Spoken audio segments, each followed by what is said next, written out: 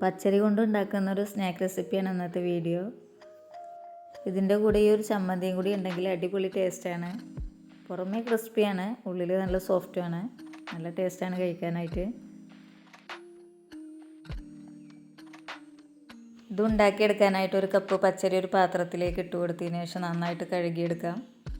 എന്നിട്ട് അതിലേക്ക് ഇച്ചിരി വെള്ളം ഒഴിച്ചങ്ങാണ്ട് 2 മണിക്കൂർ കുതിർത്ത് വെക്കാം.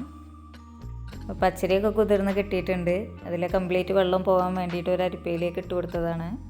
ഇതൊന്ന് അരച്ചെടുക്കാം. അതിനായിട്ട് ഒരു മിക്സിയുടെ ജാറിലേക്ക് ഇട്ട് കൊടുക്കുന്നുണ്ട്. അരി നന്നായിട്ട് അരച്ചെടുക്കുന്നില്ല, ചെറിയൊരു തരിയോട് കൂടിയാണ് അരച്ചെടുക്കുന്നത്. ഇതിലേക്ക് 1/2 കപ്പ് വെള്ളം ഒഴിച്ചിട്ടാണ് അരച്ചെടുക്കുന്നത്.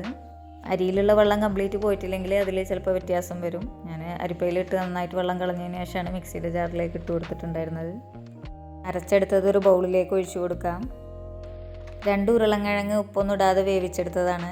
ഇതൊന്ന് നന്നായിട്ടൊന്ന് അരച്ചെടുക്കാം. മാവിലേക്ക് ഇട്ട് കൊടുത്തതിന് ശേഷം നന്നായിട്ടൊന്ന് മിക്സ് ചെയ്തെടുക്കാം.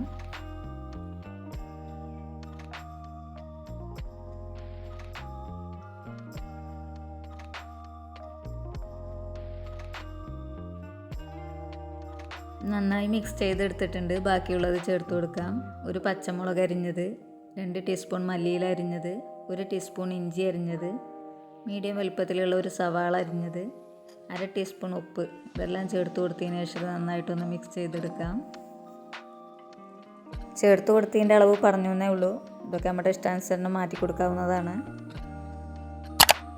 ഉപ്പ് കുറവാൻ തോന്നിയപ്പോൾ കുറച്ചുകൂടെ ഇട്ട് കൊടുത്തിട്ടുണ്ട്. ഈ ഒരു പരുവത്തിലാണ് ഉണ്ടായിരിക്കുക. ഞാൻ പിന്നീട് ഇതിലേക്ക് വെള്ളമൊന്നും ചേർത്ത് കൊടുത്തിട്ടില്ല.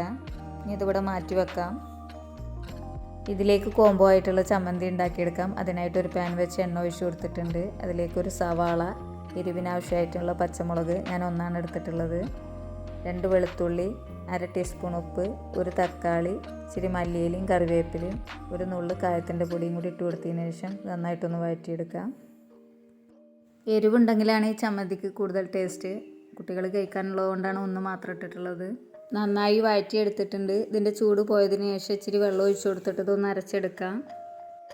പേസ്റ്റ് രൂപത്തിൽ അരക്കണ്ട, ചെറിയൊരു തരിയോടുകൂടി അരക്കുന്നതായിരിക്കും ടേസ്റ്റ്. ഇതിനി ഫ്രൈ ചെയ്തെടുക്കാം. അതിനായിട്ടൊരു ചട്ടിയിലേക്ക് എണ്ണ ഒഴിച്ച് കൊടുത്തിട്ടുണ്ട്. ഇത് ചൂടായി വരുമ്പോൾ അതിലേക്ക് ഇട്ട് കൊടുക്കാം. ഇത് പെട്ടെന്ന് തന്നെ ഒട്ടിപ്പിടിക്കും, അപ്പോൾ ഇച്ചിരി ഗ്യാപ്പ് ഇട്ട് കൊടുക്കാം. എണ്ണയുടെ ചൂട് തട്ടുമ്പോൾ തന്നെ ഇത് നന്നായിട്ട് പൊങ്ങി വരും. നമ്മളിതിൽ അപ്പസോഡയൊന്നും ചേർത്ത് കൊടുത്തിട്ടില്ല.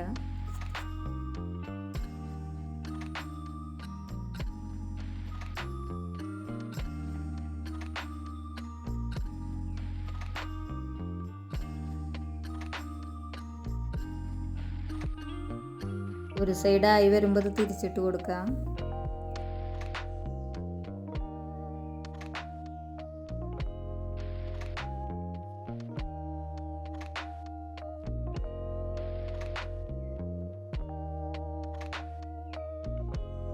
സാധാരണ ഉണ്ടാകുന്ന പൊക്കോടയുടെ കളർ വരാൻ കാത്തു നിൽക്കൊന്നും വേണ്ട. നമ്മളിത് പച്ചരിയായിട്ട് ഉണ്ടാക്കിയതല്ലേ.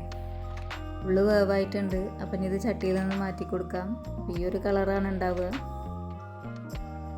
ബാക്കിയുള്ളതും നമുക്കിതുപോലെ തന്നെ ഫ്രൈ ചെയ്തെടുക്കാം. ഈ ഒരു സ്നാക്ക് ഉണ്ടാക്കാൻ കൂടുതൽ ചേരുവകളുടെ ഒന്നും ആവശ്യമില്ല. നമ്മളെ വീട്ടിലുള്ള സാധനങ്ങൾ മാത്രം മതി. വളരെ എളുപ്പത്തിൽ ഉണ്ടാക്കിയെടുക്കാം. കൂടെ ഈ ഒരു ചമ്മന്തിയും കൂടി ഉണ്ടെങ്കിൽ അടിപൊളി ടേസ്റ്റാണ്. അപ്പസോഡ ഇട്ട പലഹാരങ്ങൾ കഴിക്കാൻ താല്പര്യമില്ലാത്തവർക്ക് ഇത് ധൈര്യമായിട്ട് ഉണ്ടാക്കാവുന്നതാണ്. വീഡിയോ ഇഷ്ടമായിട്ടുണ്ടെങ്കിൽ തീർച്ചയായിട്ടും ലൈക്ക് ചെയ്യാനും കമൻറ്റ് ചെയ്യാനും കൂടെ സബ്സ്ക്രൈബ് ചെയ്യാനും മറക്കരുത്. Thank you.